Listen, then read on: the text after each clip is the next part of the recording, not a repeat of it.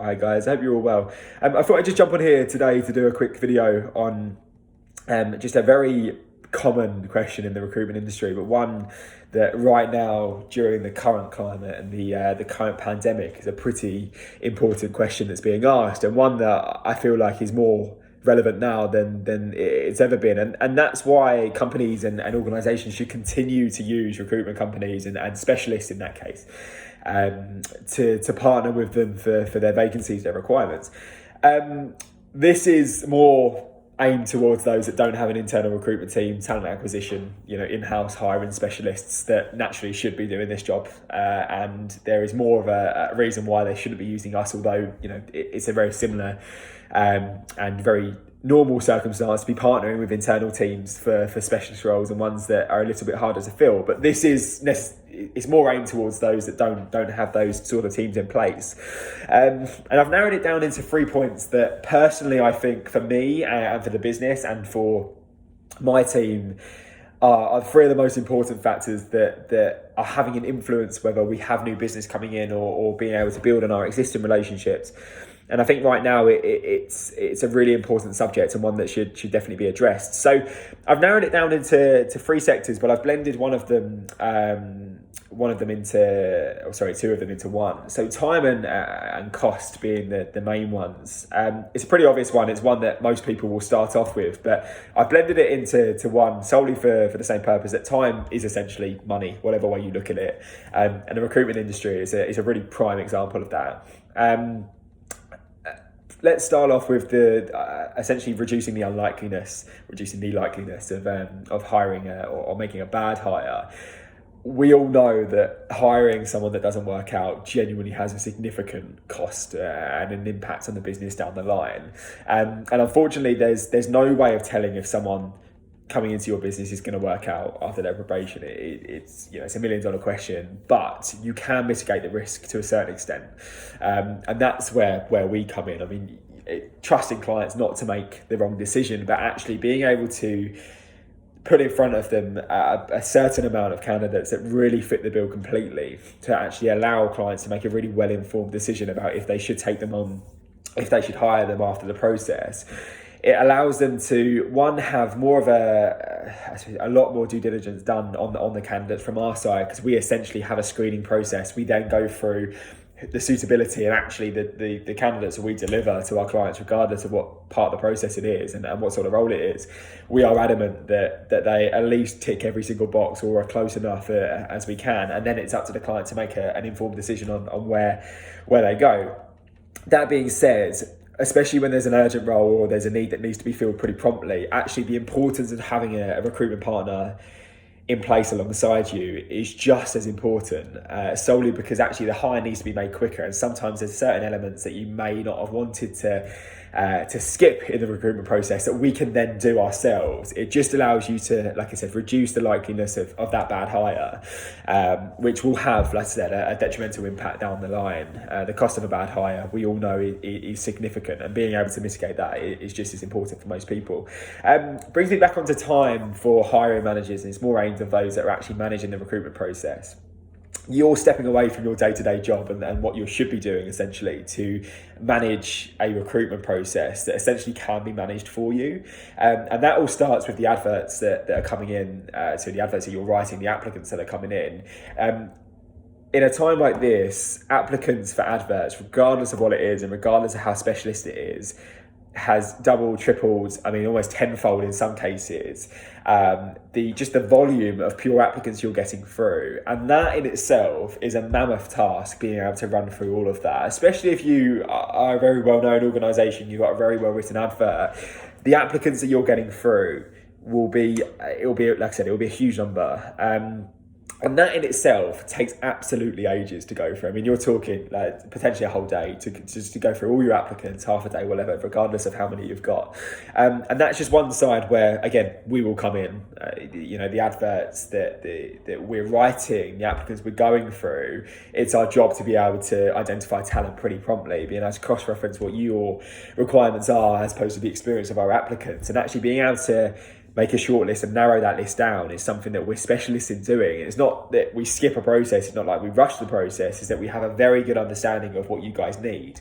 But also we have the ability and the resource to be able to go through that and get that done pretty promptly. And that's just when the advert is written. I mean, there's a cost in the actual advert itself, being able to write it and post it out there. Most recruiters will be posting your jobs on numerous different job sites, allowing us to cast a wider net, but also being able to take that cost away from you, which essentially is free until, obviously you've found the right person and there's a fee in place. But the cost of writing an advert is solely on an agency. There is no additional cost from your side. So it's a free bit of service that is no guarantee that we're going to get anything from it at the end. So that's just one side from a costing point of view. But actually being able to free up your in-house team, your in-house hiring managers, or you, if we're talking about you that's managing the hiring process, if you're able to free up time and actually do what you need to be doing, and having a recruitment partner that's managing the rest of the process for you, it's such a time-saving process, and it's one that actually will save costs down the line as well.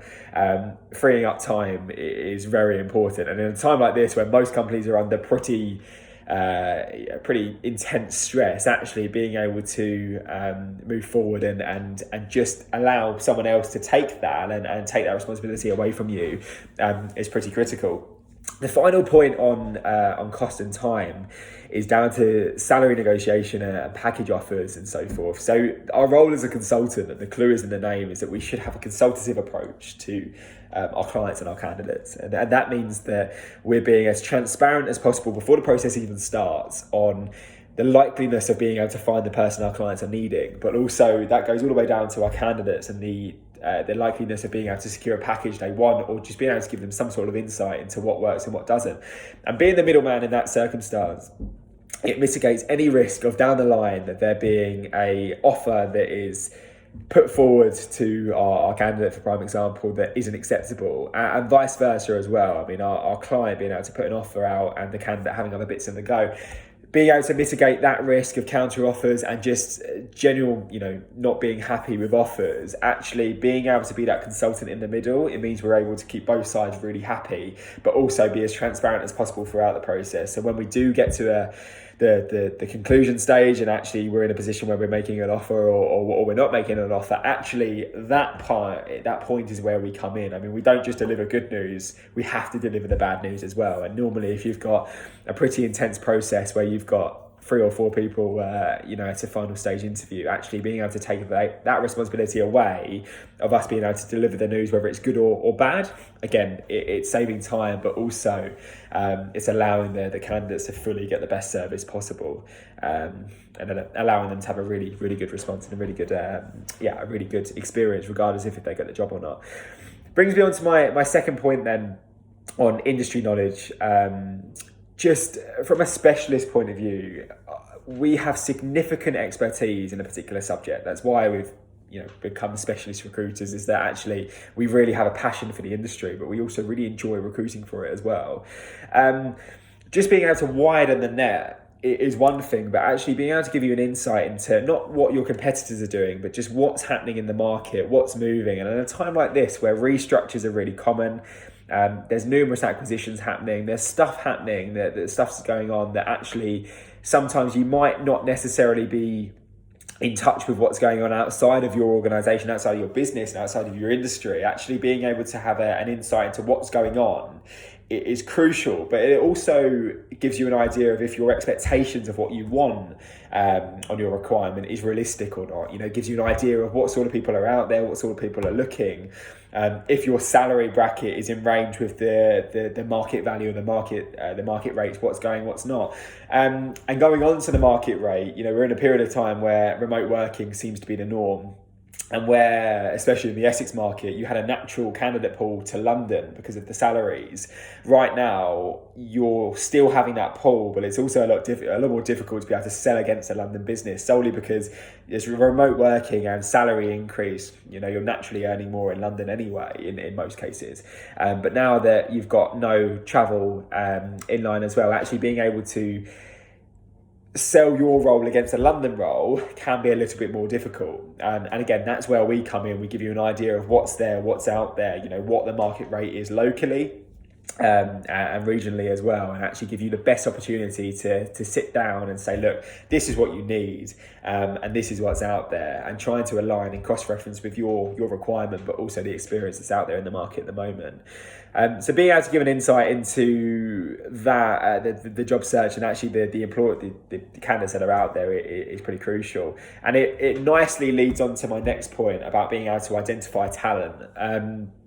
Some people may agree with this statement, but in my opinion, in most cases, the perfect candidate out there tends to be one that's not actively looking. I would say that prior to the pandemic, I think there's a lot of really good people out there, actually many really good people out there that have faced redundancy and actually are in a position where no one could have forecast it. Actually being able to identify a good candidate normally took a degree of headhunting, a degree of actually being able to use an extensive network and utilising your local knowledge to be able to identify a suitable applicant. Is pretty crucial. But actually right now there's been a lot of people that have been made redundant that are immediately available, but do still tend to get snapped up quite quickly. So the ability to identify talent is a really crucial talking point, and it's one that has come from building a really extensive network locally, but also knowing where to look, which I think is just as important, and being very careful with the headhunting process. I mean, prime example, I will never headhunt someone out of our active clients and people that we work with. It's not our style, it's not my style, but actually being able to identify a particular person and having a very tailored approach to that. Again, the whole word consultative comes into play again. We're actually being able to go out there, we know what you're looking for, and have a really tailored search on your requirement. And the more specialist the role is, realistically, the more difficult the role is to fill. It's a smaller market, it's a smaller niche.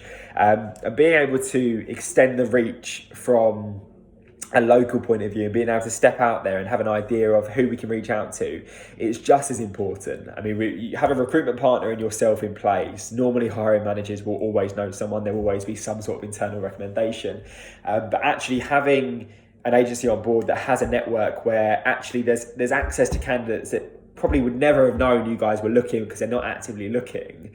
Never actually know that there's roles out there because they're only tentatively looking as and when we reach out to them for a catch up. Actually being able to have that sort of relationship with a recruiter, a specialist recruiter agency that has a pool of candidates that actually no one will have access to because they're not actively out there on the market, it gives you the best possible opportunity to be able to maximise your potential of hiring someone good, but also hiring the right person as well. So I'll leave it there because it's already nearly been 13 minutes, but hopefully those points have sort of justified the reasoning behind utilising specialist recruiters out there. But hopefully I'll do a follow-up video in maybe a couple of weeks just with 3 more pointers. But right now for me, it's going to be different for everyone out there, but for me right now, those 3 were the key factors. So I hope you enjoyed the video, and I hope you enjoy listening to what I had to say. And yeah, please keep an eye out for a further video in a couple of weeks. Cheers, bye.